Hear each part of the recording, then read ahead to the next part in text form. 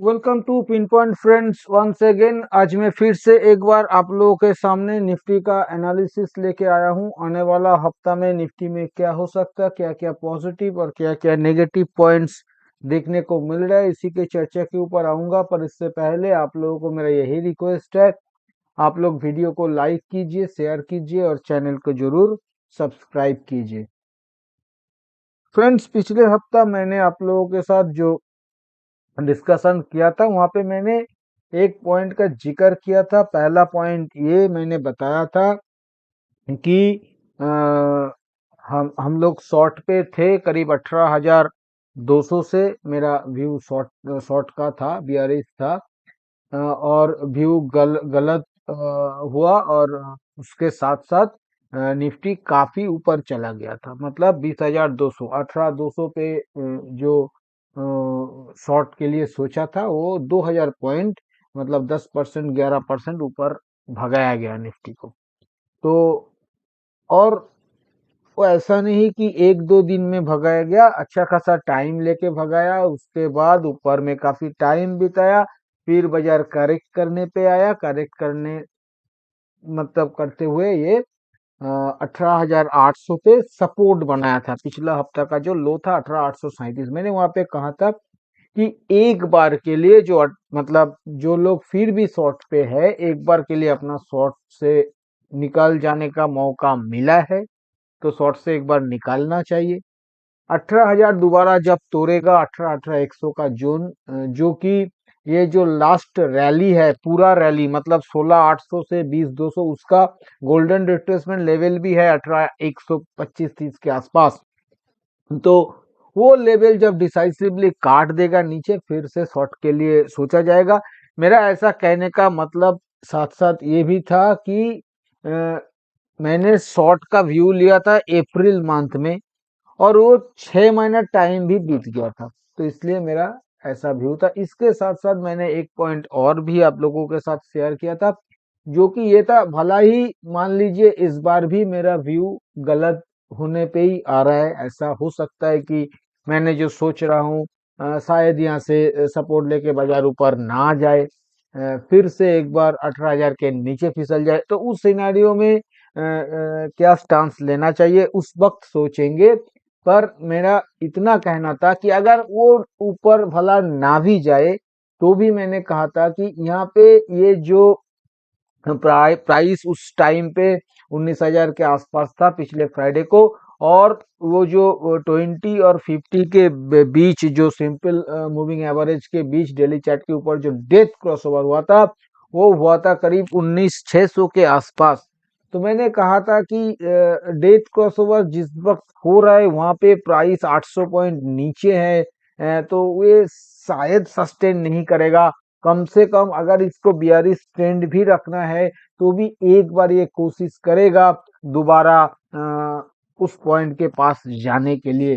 तो फिलहाल के लिए तो 20 सिंपल मूविंग एवरेज जो उस वक्त अगर आप देखेंगे तो वो उस वक्त 19,530 के आसपास था, जो आज के डेट में फिसल 100 पॉइंट और भी फिसल के 19,420 के आसपास आ गया है। और प्राइस भी नीचे से 400 पॉइंट रिकवरी करते हुए करीब आज तो ऊपर में 19,275 का लेवल भी दिखा दिया। तो अभी भी मौका है ऊपर जाने का। अभी देखना पड़ेगा ये 19,400 जो लेवल 25 का लेवल है, वहां पे जाके प्राइस अगर जाता है तो जाके प्राइस किस तरह का बिहेवियर कर रहा है, ये एक बार देखना पड़ेगा। उसके बाद वहां पे डिसीजन लेना पड़ेगा कि हम लोग लॉन्ग पे रहेंगे, ये एक बार फिर से लॉन्ग से हटने का कोशिश करेंगे। पर अभी भी मेरा ऐसा मानना है, जिस तरह का प्राइस बिहेवियर है, प्राइस एक बार और कोशिश करेगा ऊपर जाने का, ऐसा मेरा मानना है। तो ये डेली चार्ट के ऊपर देखने को मोटा मोटा मिल रहा है। इसके साथ साथ अगर आप को एक टेक्निकल पॉइंट का जिक्र करूं, ये जो लास्ट डाउन स्विंग ऊपर में 19,850 से नीचे 18,850 का हुआ, इसका अगर 38.2% फिबोनाची रिट्रेसमेंट लेवल अगर देखा जाए तो वो लेवल आ रहा है 19,224 पे। और आज प्राइस का क्लोजिंग आया है 19,230। नॉट ओनली दैट, आज का पूरा कैंडल ही लगभग उस लेवल के ऊपर है। आज का लो है 213। आज का पूरा कैंडल ही उस लेवल के ऊपर है, जो कि एक पॉजिटिव पॉइंट ही माना जाएगा। इसके साथ साथ आज एक गैप भी फॉर्मेशन हुआ।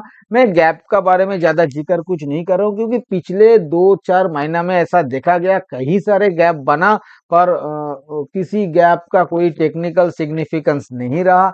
इसलिए मैं इसका जिक्र, कुछ दिन पहले आइलैंड रिवर्सल बनाया था। आइलैंड रिवर्सल बनाने के बाद जिस तरह का बिहेवियर हुआ, वो आइलैंड रिवर्सल का तरह नहीं हुआ, तो इसलिए मैंने गैप का जिक्र नहीं कर रहा हूँ। ये मोटा मोटा देखने को मिल रहा है। अभी भी 200 सिंपल मूविंग एवरेज, जो कि आज के डेट में करीब 18,650 के आसपास खड़ा है, वो इंटैक्ट है, टेस्ट भी नहीं हुआ है, जो कि बढ़िया है। जो नेगेटिव पॉइंट्स इसके साथ साथ देखने को मिल रहा है, वो ये है कि ये जो लास्ट सपोर्ट लेवल था, जहां पे ये 38.2% रिट्रेसमेंट लेवल भी खड़ा है, ये 19,225 से 19,230, यहाँ से प्राइस पिछले 2-3 दफा घूमा था, 20,000 से करेक्ट करते हुए। इसी 230 से 265 से 240 से यहाँ से प्राइस घुमा था, बार बार घुमा था ऊपर की तरफ। फाइनली ये चौथा या पांचवा अटेम्प्ट पे ये काटा है इस 230 का लेवल को, तो फिर से घूम के आके उसी लेवल को टेस्ट कर रहा है। उसके बहुत ज्यादा ऊपर क्लोज नहीं आया है, 230 पे ही क्लोज आया है। तो ये बहुत ज्यादा पॉजिटिव भी नहीं, पॉजिटिव तो बिल्कुल ही नहीं, वो बहुत ज्यादा नेगेटिव नहीं मैं क्यों कहूंगा, क्योंकि अगर इसको टेस्ट करते हुए बाजार 100-150 पॉइंट गिर जाता तो बात कुछ अलग बनता। पर ये पहला दफा, मतलब अगर आप देखेंगे, ये ट्यूसडे के दिन ये ओपन किया था 230 के आसपास। गौर से इसको देखिए चार्ट को, ट्यूसडे के दिन, मतलब ये जो 31 अक्टूबर के दिन गैप अप हुआ था बाजार में, और वो गैप अप 230 के आसपास हुआ था, और करंट लग गया। उसके बाद सीधा बाजार 100 के आसपास चला गया था।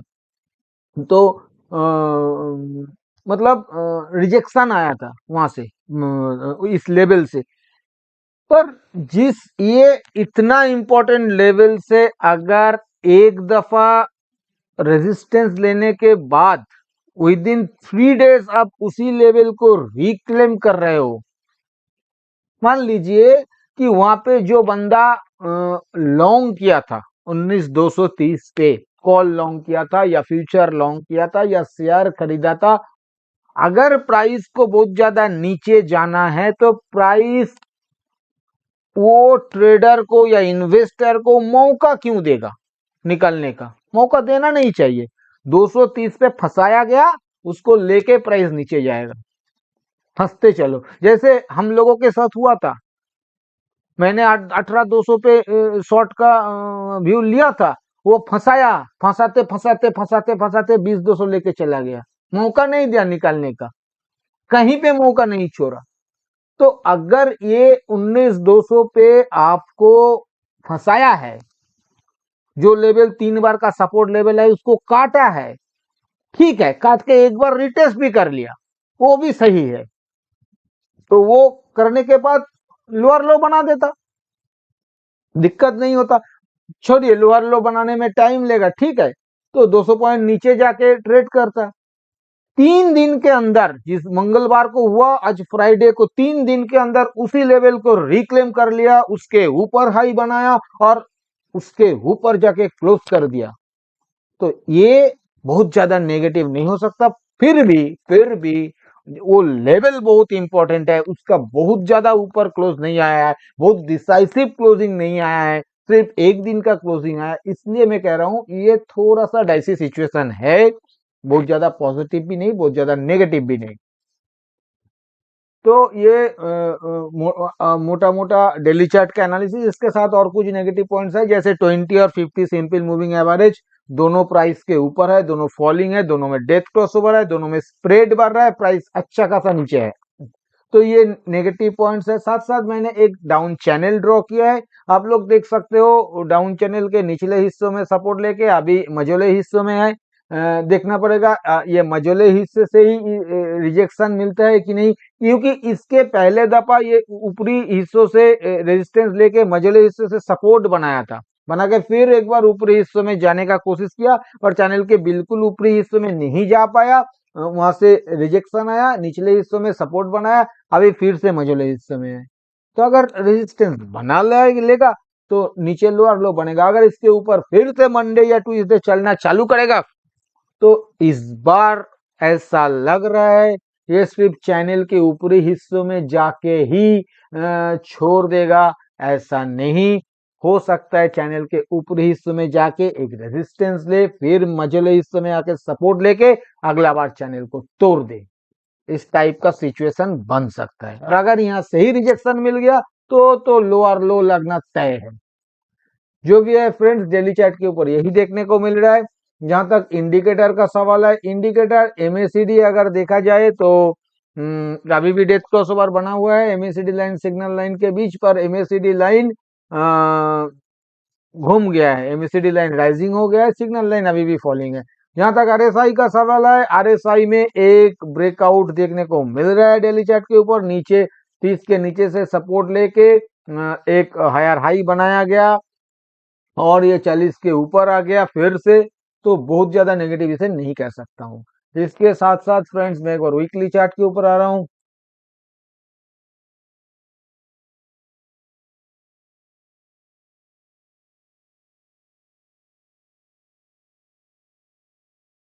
फ्रेंड्स ये मैंने वीकली चार्ट आप लोगों के सामने ओपन किया है। वीकली चार्ट पे जो देखने को मिल रहा है, ट्रेंड लाइन सपोर्ट पे तो पहले ही था, ट्रेंड लाइन तो टेस्ट भी नहीं हुआ, लॉन्ग टर्म ट्रेंड लाइन अभी भी बरकरार है, दिक्कत कुछ भी नहीं है। इस हफ्ता जो कैंडल बना है बहुत ही छोटा कैंडल बना है, क्योंकि पिछला हफ्ता बड़ा कैंडल बना था, फॉल हुआ था। इस हफ्ता सेलिंग को एब्जॉर्ब करने का कोशिश किया है प्राइस, पर एक पॉजिटिव यहाँ पे है जो कि है हायर लो बना है, लो को टेस्ट भी नहीं किया, तोड़ा भी नहीं, इस बात को ध्यान में रखना पड़ेगा। साथ साथ एक बुलिश हरामी जैसा पैटर्न बनाया है जो कि एक रिवर्सल पैटर्न होता है, वो भी डेली चार्ट के वीकली चार्ट के ऊपर देखने को मिल रहा है, पर नेगेटिव भी साथ में है, जैसे कि ये 20 वीकली सिंपल मूविंग एवरेज के नीचे लगातार 2 हफ्ता हो गया, और इस हफ्ता तो 20 सिंपल मूविंग एवरेज के काफी नीचे है, मतलब टेस्ट भी नहीं हुआ, इस बात को ध्यान में रखना पड़ेगा। जहां तक इंडिकेटर का सवाल है, इंडिकेटर एमएसडी में डेथ क्रॉसओवर, एमएसडी लाइन अच्छा खासा फॉलिंग, सिग्नल लाइन भी फॉलिंग होना चालू हुआ है, स्प्रेड बढ़ रहा है, पॉजिटिव नहीं है। जहां तक आरएसआई का सवाल है, आरएसआई 50 को फिर से बचा लिया, 51 के आसपास खड़ा है, मोटा मोटा ठीक ठाक है। फ्रेंड्स अभी मैं एक बार ऑप्शन चेन के ऊपर आ रहा हूँ। ये मैंने आने वाला हफ्ता 9 नवंबर वाला सीरीज का ऑप्शन चेन ओपन किया है। यहाँ पे प्राइस का क्लोजिंग आया है 19,230, अगर देखा जाए तो 19,200 कॉल साइड में बहुत ही मामूली 6,000 वाई एडिशन, 19,200 पुट साइड में करीब 75,000 वाई एडिशन, 19,300 कॉल साइड में करीब 74,000 वाई एडिशन, 19,400 कॉल साइड में करीब 49,000 वाई एडिशन, और 19,500 कॉल साइड में करीब 41,000 वाई एडिशन। वहां पे 19,100 पुट साइड में देखा जाए तो सिर्फ 1200 का वाई एडिशन देखने को मिल रहा है, और 19,000 के पुट साइड में भी सिर्फ 18,000 का वाई एडिशन देखने को मिल रहा है। अगर 18,900 का पुट साइड देखा जाए तो वहां पे भी 14,500 का वाई एडिशन देखने को मिल रहा है। फ्रेंड्स पुट साइड में ज्यादा वाई जनरेट नहीं हो रहा है, कॉल साइड में ज्यादा वाई जनरेट हुआ है, इसका मतलब प्राइस ऊपर जाने में मतलब रेजिस्टेंस फेस करेगा, अच्छा खासा रेजिस्टेंस फेस करेगा।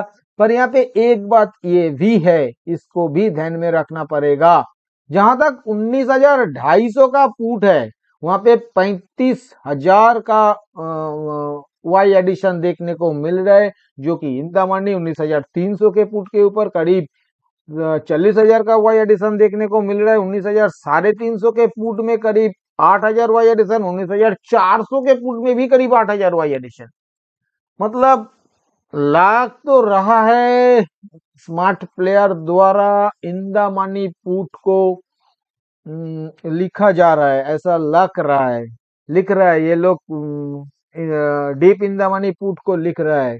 क्यों ऐसा कह रहा हूँ, क्योंकि अगर कॉल साइड में आप देखिएगा तो 19,000 कॉल में करीब 9,500 अनवाइंडिंग, 19,050 के कॉल में 3,000 अनवाइंडिंग, 19,100 के कॉल में 33,000 अनवाइंडिंग, 19,000 अगर 150 का कॉल देखिएगा तो वहां पे भी करीब 10,000 अनवाइंडिंग।